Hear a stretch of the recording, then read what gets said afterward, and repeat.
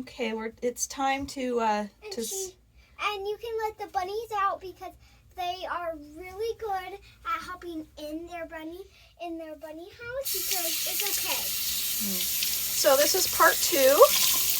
This is part 2 of spot cleaning our bunnies. Oreo is definitely ended up being the dirtiest, and we just cleaned her. This is Rosie. She's our mommy bunny. She's our doe that just had bunnies a couple months ago.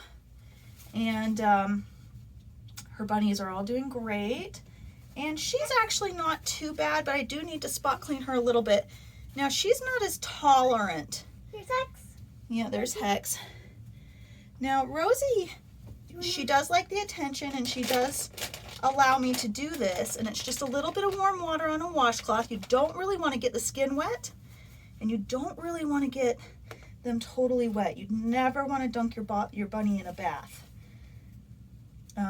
But what happened was the bunny house floor got wet from the snowstorm. We got about 4 feet of snow, which the bunnies don't mind the cold as much, and they do have a lot of warm spots in the bunny house, but the floor got wet, and the bunnies kind of got covered in like the wet, excrement and stuff that was on the floor a little bit. So yeah, see, she's not as tolerant as Rosie. So we're going to go a little faster as Oreo.